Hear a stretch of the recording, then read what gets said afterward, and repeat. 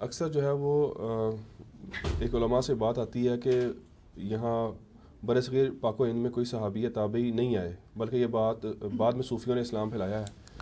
تو اس حوالے سے تھوڑا سا کیا سوال کریں نا، یہ تو آپ نے کمنٹس کر دیے نا، سوال کیا کروں میں؟ اس میں یہ کہ صحابی یا تابعی آئے تھے اس خطے میں یا نہیں آئے تھے؟ تابعین تو آئے ہیں نا جی. محمد ابن قاسم خود تابعی تھا، 713 عیسوی میں وہ آیا ہے، وہ 80 ہجری بنتی ہے.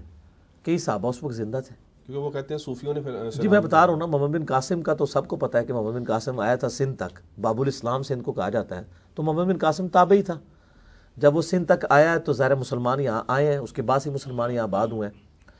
باقی یہ کہ اس کے بعد پھر صوفیاء کے ذریعے بھی، یعنی اسلام تو نہیں کہنا چاہیے، صوفیاء نے اسلام اختیار کر لیا تھا. صوفیاء تصوف تو علیحدہ سے ایک پورا ایک اسکول آف تھاٹ ہے.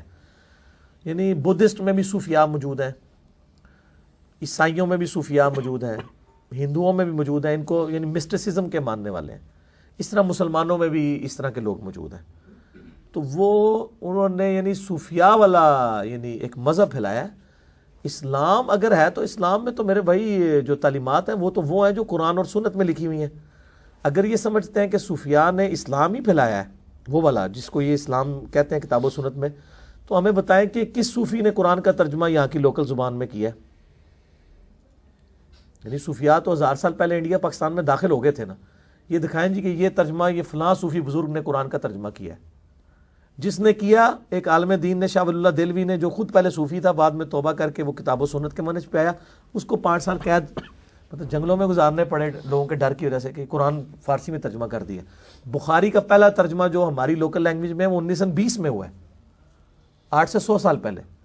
تو اگر صوفیاء نے اسلام پھیلایا یہاں پہ تو بخاری کا کوئی ترجمہ کیا ہوگا آج کی لوکل لینگویج میں. یہاں کی تو لوکل لینگویج عربی تو نہیں تھی. کون سا اسلام پھر انہوں نے پھیلایا؟ اگر صرف کلمہ پڑھایا ہے تو ان کو کہ ایران کے اندر جنہوں نے شیعہ کو کلمہ پڑھایا ہے ان کے بارے میں آپ کا کیا خیال ہے؟ وہ کہیں گے وہ تو ہے ہی گمراہ ہیں، ان کو دین کو نہیں مانیں گے. تو ادھر جنہوں نے کلمہ پڑھایا ہے اگر آپ سمجھتے ہیں وہ ہدایت کے اوپر ہے، تو ہم سمجھتے ہیں کہ ان کے کئی عقائد کتاب و سنت کے خلاف ہیں، ہم ان کو صحیح ماننے کے لیے تیار نہیں ہیں. اب کتاب و سنت کے دلائل کے اوپر بات کریں. کلمہ پڑھوانا، کئی قادیانی انہوں نے جرمنی میں یورپ کے اندر کئی کافروں کو کلمہ پڑھا دیا. تو آپ کہیں گے نہیں یار وہ کلمہ تو پڑھایا ہے لیکن وہ قادیانی والا کلمہ ہے نا، قادیانیوں کا بھی یہی کلمہ ہے لیکن وہ کفری عقیدے کے ساتھ ہے. اس طریقے سے اگر کوئی کلمہ پڑھا بھی دے، اگر وہ قبروں سے مانگنے والا عقیدہ دے رہا ہے، بزرگوں کے مزارات سے مانگنے والا عقیدہ دے رہا ہے، مرے ہوئے لوگوں کو مدد کے لیے پکارنے والا عقیدہ دے رہا ہے، تو وہ تو پھر عقائد قرآن و سنت والے عقائد تو نہیں ہے، وہ تو ایک پلوٹڈ چیز ہے. تو اس کی وجہ سے بخاری مسلم حدیث ہے اللہ تعالیٰ فاسق سے بھی دین کا کام لے سکتا ہے.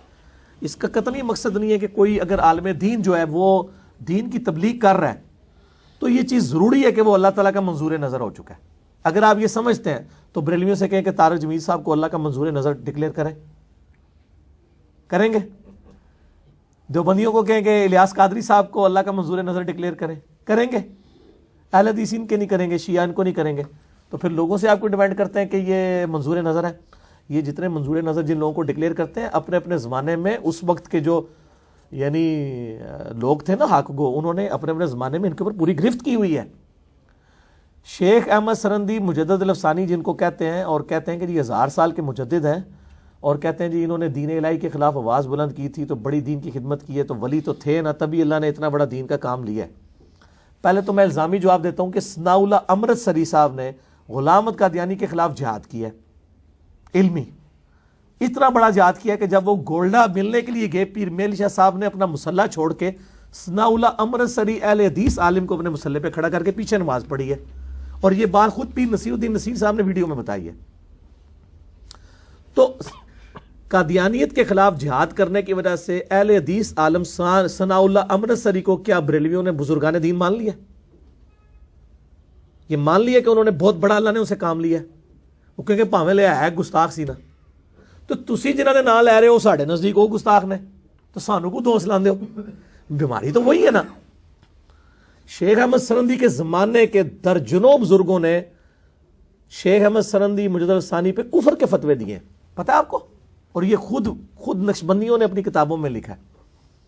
اقبال مجدی صاحب نے شیخ احمد سرندی صاحب کے اوپر کتاب لکھی ہے ان کے حق میں. انہوں نے بتایا کہ ان کے اس زمانے کے 42 علماء نے شیخ احمد سرندی کو کافر ڈکلیئر کیا تھا. کس مسئلے کے اوپر؟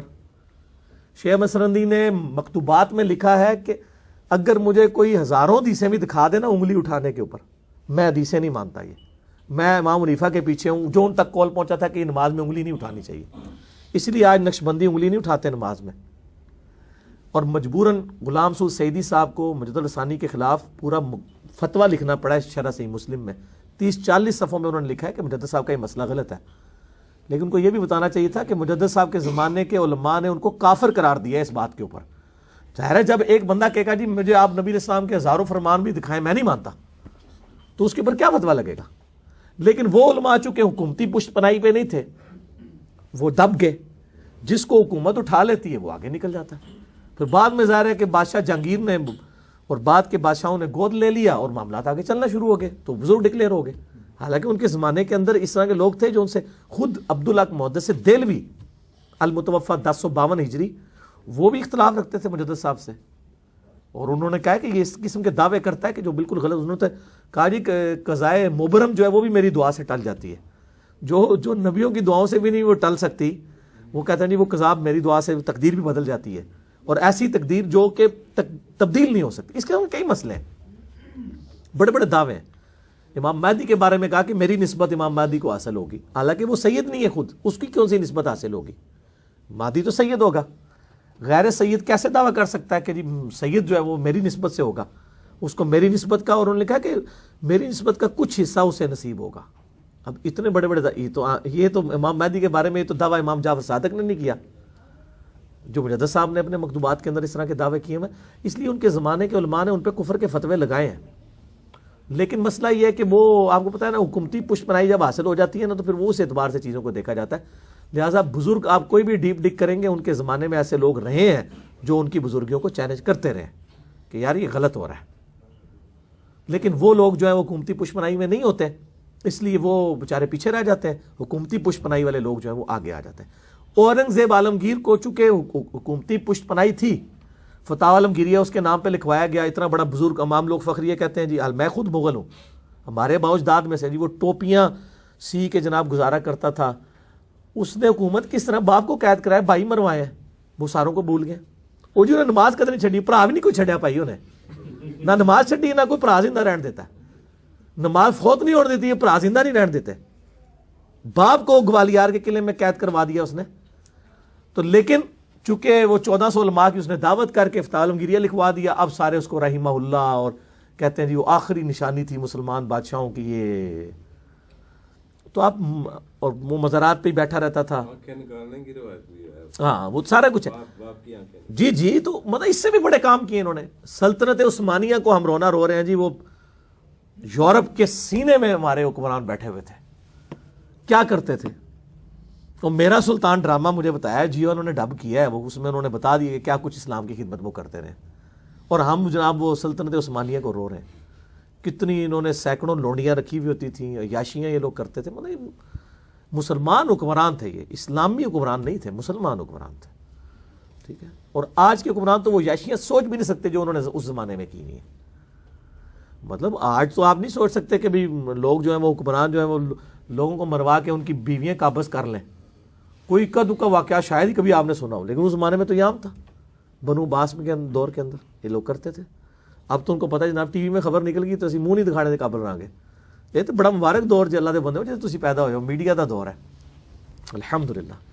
ہاں جی، کسی کو کافر کہنے، عثمان بھائی ایسے آ جاؤ، کسی کو کافر، ہاں جی۔ جس طرح ابھی مبلغین کی بات ہو رہی تھی تو مولانا مودودی نے لکھا ہے کہ بر صغیر میں اکثر جو مبلغین آئے افغانستان سے، ترکی سے، ایران سے، جو ضعیف العقیدہ تھے خود، ہاں جی، تو انہی کی تبلیغ سے یہاں کے اکثر لوگ مسلمان ہوئے، جس کی وجہ سے یہاں کے لوگوں کے عقائد میں خطا جو ہے تبدیلی نہیں آ سکی۔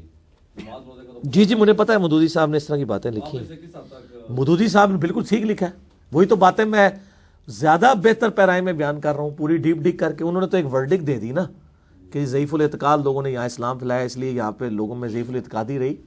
ہم تو اس کو مزید کھول کے بیان کر رہے ہیں کہ وہ انڈیا، پاکستان، بنگلہ دیش، افغانستان کے لوگوں نے اسلام نہیں قبول کیا، اسلام نے ان کو قبول کر لیا۔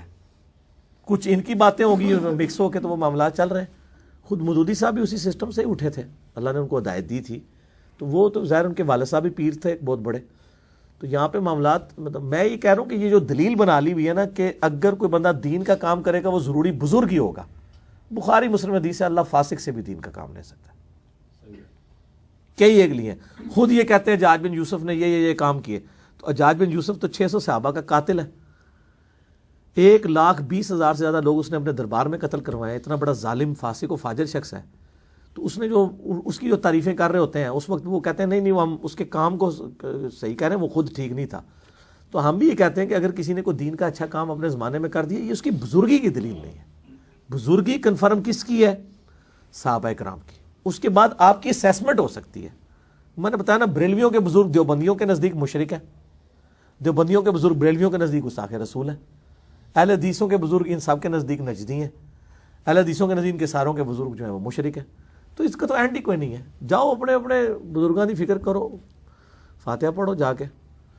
ہاں جی. کسی کو کافر کہنے کے بعد کفر جو ہے وہ لوٹ آتا ہے. اچھا تو دل میں کسی کو کافر مشرکیاں بدعتی سمجھ رہا ہو بندہ تو کیا اس پہ بھی جو ہے وہ دل کے اوپر تو فتوی ہی نہیں ہے نا جی. دل میں تو اگر کسی کے کوئی خیال آ جاتا ہے اس میں تو نہیں, آپ فتویٰ تو فزیکلی اس کی چیز کا نام ہے نا. دل میں اگر کوئی بیوی کو 50 دفعہ بھی طلاق دے دے طلاق تو نہیں ہوگی جب تک زبان سے نہیں کرتا. تو باقی جو مشرک ہے وہ تو مشرک ہے نا جی. ہاں ہم یہ کہتے ہیں کلمہ گو مشرک کو کافر نہ کہیں. آپ اس کو آپ کہیں کہ بس وہ کلمہ گو مشرک ہے, مسلمان ہے لیکن کلمہ گو ہے. جیسے بے نمازی کو ہم کافر نہیں کہتے, حالانکہ نماز چھوڑنا کفر ہے. ہم اسے کہتے ہیں یہ عملاً کافر ہے, عقیدے میں مسلمان ہی ہے جب تک اللہ رسول آخرت کا انکار نہیں کرتا. شرک کی اقسام کون کون سی ہیں؟ شرک کی اقسام جو ہے نا جی, ہم تو ایک چیز کوئی شرک سمجھتے ہیں جس کی وجہ سے اصل مسئلہ کھڑا ہوا ہے, وہ ایاک نعبد و ایاک نستعین ہے. باقی آپ جتنی مرضی قسمیں ابن تیمیہ نے اتنی بنا دی ہیں وہ بناتے رہے, اصل مسئلہ یہی ہے, دعا صرف اللہ ہی سے. جب یہ کلیئر ہو جائے گا نا باقی سارے شرک ختم ہو جائیں گے کہ عبادت اللہ کی کرنی ہے. عبادت میں جو جو چیزیں اللہ کے لیے, نظر, نیاز, سجدہ, رکوع, قربانی اور نماز, اور ایاک نستعین میں دعا کے لیے صرف اللہ ہی کو پکارنا ہے, مدد کے لیے صرف اللہ ہی کو پکارنا ہے, باقی ساری چیزیں چھوٹی ہو جائیں گی. اچھا یہ جو بچوں کو کالا ٹیکا لگانا اور علم نجوم وغیرہ کیا لگوانا؟ بچوں کو جو کالا ٹیکا لگاتے کدھر لگاتے ہیں؟ مطلب ماتھے پہ یا سائڈ پہ جو ٹکا, وہ کس لیے لگاتے ہیں؟ اس طریقے سے تو نظریں نہیں بچتی ہیں. ہاں جی. یہ وہ بدشگونی میں آئے گا, کس میں آئے گا یہ؟ نہیں کرنا چاہیے, بدعات ہیں یہ ساری, اس طرح کی چیزیں بالکل بدعات ہیں. اور علم نجوم جو ہے اس کا کیا حقیقت ہے؟ کوئی اسلام میں حقیقت نہیں. بخاری مسلم میں حدیث ہے کہ نبی علیہ السلام نے فرمایا کہ صبح فجر کے وقت آئے, آپ نے فرمایا کہ 2 قسم کے لوگوں نے صبح کی ہے. ایک وہ لوگ ہیں جنہوں نے کہا ان ستاروں کی وجہ سے بارش ہوئی ہے, انہوں نے اللہ کے ساتھ کفر پہ صبح کی ہے. اور دوسرے قسم کے وہ لوگ ہیں جنہوں نے کہا کہ اللہ نے یہ بارش کی ہے, وہ اللہ سے ایمان کے ساتھ انہوں نے صبح کی ہے. تو ستاروں کی وجہ سے کچھ بھی نہیں ہونا, نہ کوئی کچھ کر سکتا ہے اور نہ ان چیزوں کا کوئی عمل دخل ہے. یہ تو سب کچھ اللہ کے, مطلب ستارے تو بیچارے لاچار ہیں, ان کو تو خود نہیں پتا کہ ان کے ساتھ آگے کیا بننی ہے. بلیک ہولز میں انہوں نے ختم ہو جانا ہے, انہوں نے ٹوٹ جانا ہے, ان کی گردش کے ساتھ کوئی چیزیں یہ جڑی ہوئی نہیں ہیں. اللہ نے اپنے غیب کے پردے اپنے پاس رکھے ہیں, غیب کی کنجیاں اس کے پاس ہیں, صرف نبیوں کو وہ دیتا ہے اور وہ بھی جتنا بتا دیتا ہے وہ ہے, اس کے بعد کوئی ایسا ذریعہ نہیں ہوتا.